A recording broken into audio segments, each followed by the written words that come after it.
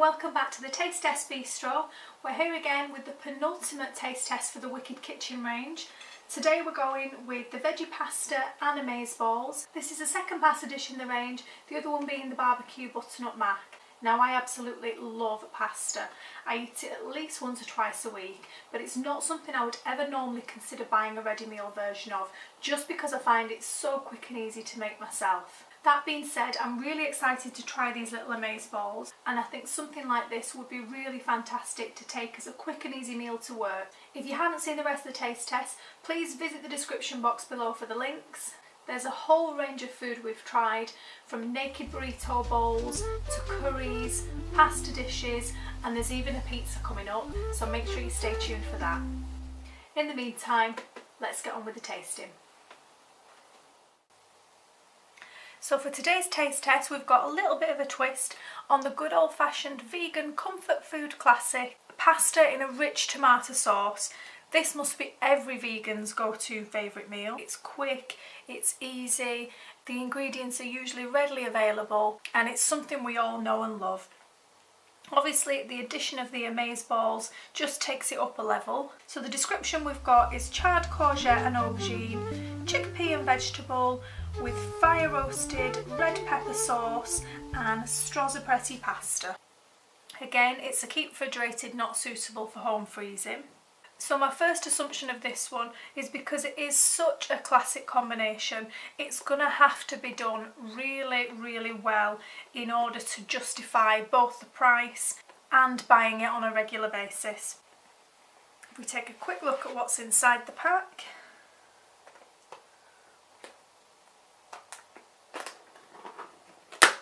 I'm really getting the roasted red pepper smell from that. That does smell really rich.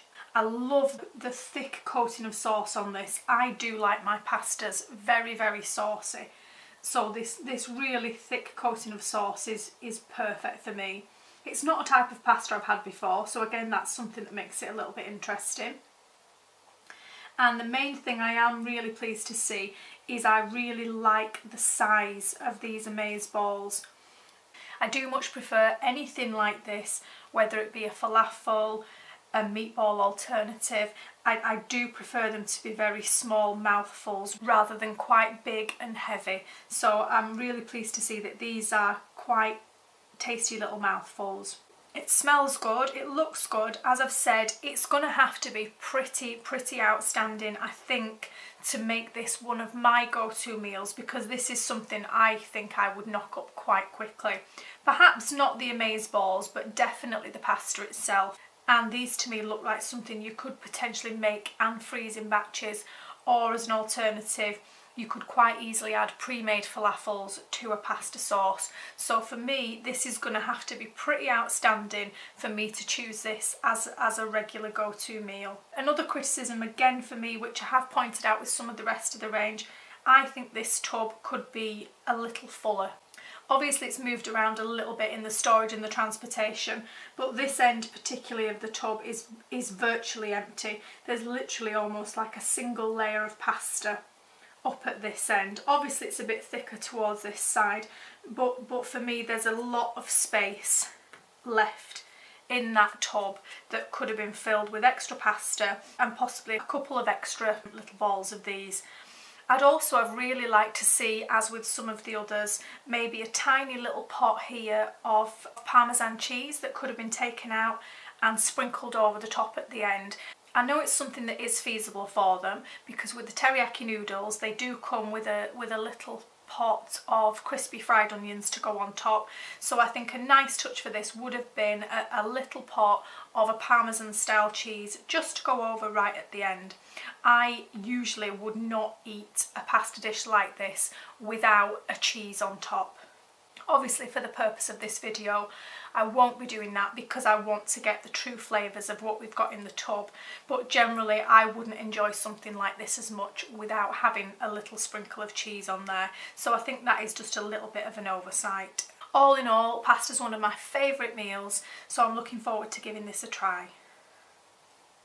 Taking a close-up look at the back of the packaging, the official description is tomato and red pequilo pepper sauce over cooked pasta with char-grilled vegetables and chickpea, vegetable and seed balls topped with parsley. If we look into the main ingredients list here, this is one of the products that does contain allergens, and we've got wheat being in the pasta, we've got soya milk and wheat flour within the Amazeballs. One thing that I am a little bit bemused by is that they've specifically pointed out to us that the crumb coating on the outside of the Amazeballs is gluten-free crumb, but then they're telling us they've put wheat flour inside the Amazeballs, and obviously it's wheat pasta, so I'm not quite sure why they feel the need to use a gluten-free crumb when the rest of the product itself is not free from wheat.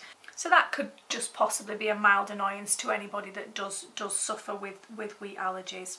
Moving on to the nutrition table, and this item is coming in at 487 calories per pack.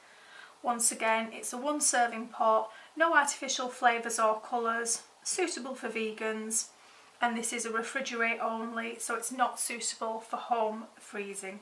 So we've got a little bit more going on today in terms of ingredients. Things such as the calcium carbonate, we've got fortified flours, we've got raising agents, dextrose, maize starch, so it doesn't read as easily as some of the others in terms of nice straightforward ingredients. But one thing we can still be sure of is that there's no artificial flavours or colours in there. First impressions, that sauce smells amazing. I really like how you can actually see the whole seeds. I mean, I can literally pick these seeds out of the Amazeballs. It doesn't look like they've been made from an indistinguishable mush. I can actually see whole seeds in there, which I hope is going to give them a little bit of a bite. We've got roasted vegetables hiding under here. It might have been nicer to actually have those on the top rather than hidden away under the pasta. You wouldn't necessarily know those were there without reading the full description.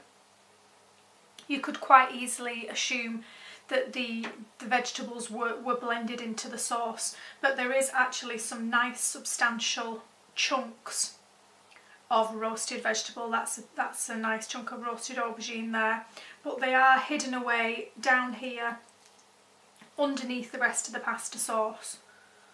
So that might have been a little bit nicer to have those up here on display. The first thing I really want to do is break one of these open.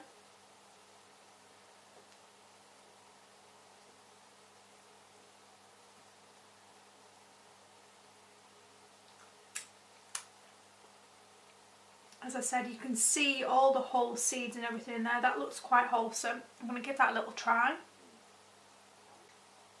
That's really interesting. I was expecting it to be a lot more like a falafel, but it is quite different from a falafel because of the whole seeds in there. It has got a much meatier texture than I was expecting, and it's a little bit reminiscent to me, if anybody's familiar with a stuffing ball at all, like a sage and onion stuffing ball. There's something about it that reminds me of that. I'm going to try some now with the pasta.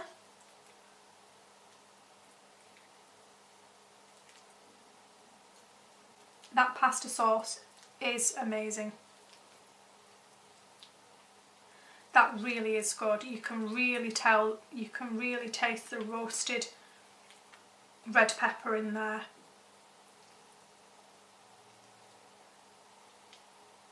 It's got a real smoky flavour to it. A real deep, rich flavour that you usually only achieve when slow cooking. There's plenty of it. It's managing to coat all of the strands of pasta. You can really taste that there's been some love and time gone into that sauce. Let's try and get a couple of the veggies here. Aubergine.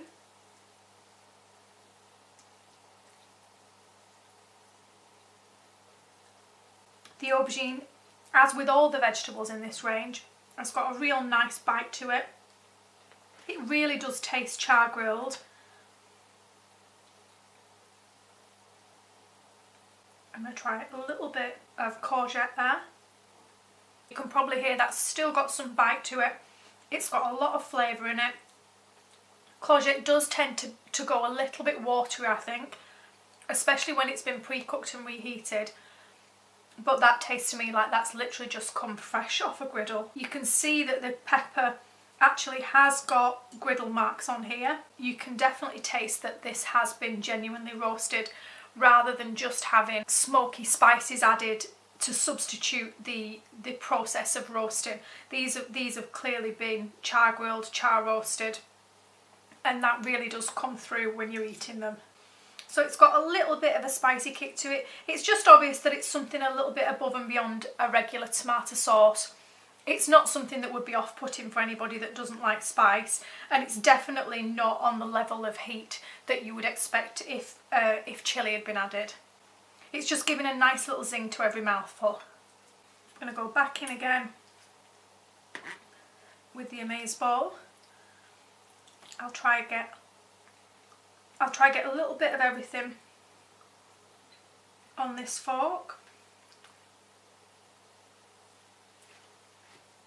So there we've got some of the pasta, the sauce, the Amazeball, some of the char grilled veggies. Let's give that a go. I'm liking these Amazeballs much more than I expected to.